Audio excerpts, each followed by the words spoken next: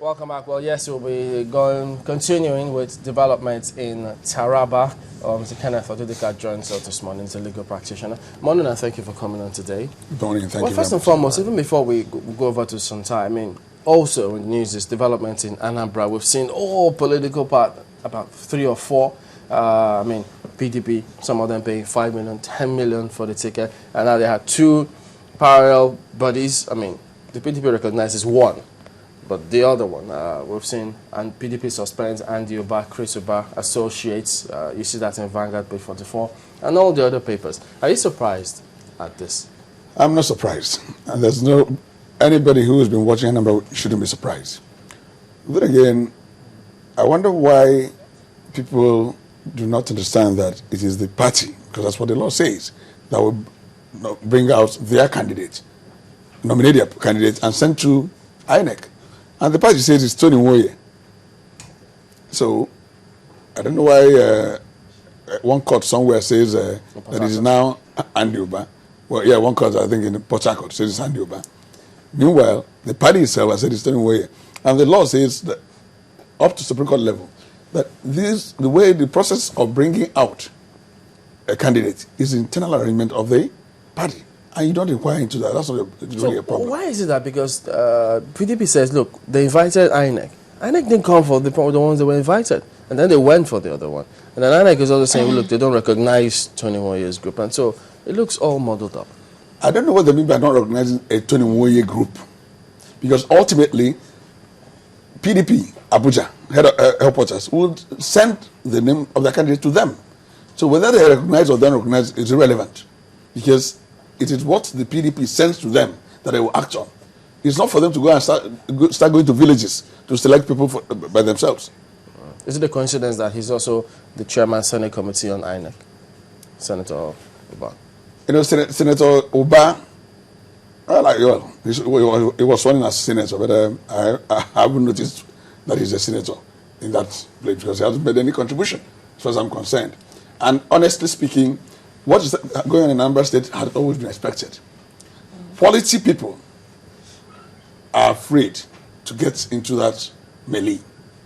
It is all manner of characters that you now see there. Just 1 or 2 human, they're all human beings. 1 or 2 quality people that you see there. Tony Nwoye has always been there. It's not the only PDP that is there, really. We have other parties there.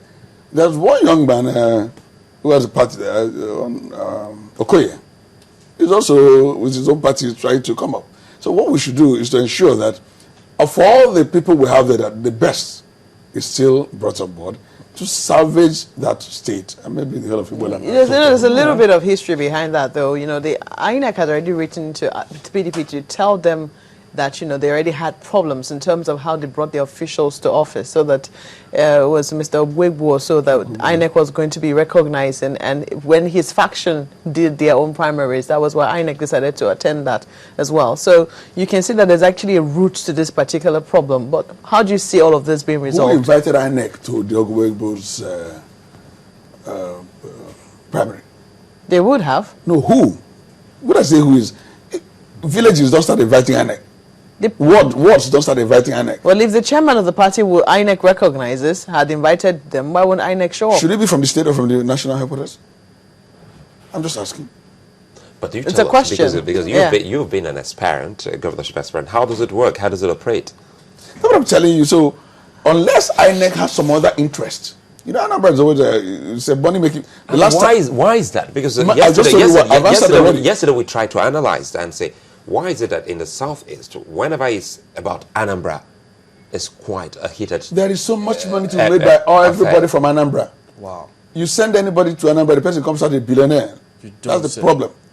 So they must create some confusion. It's when there's confusion that people will make all kinds of money.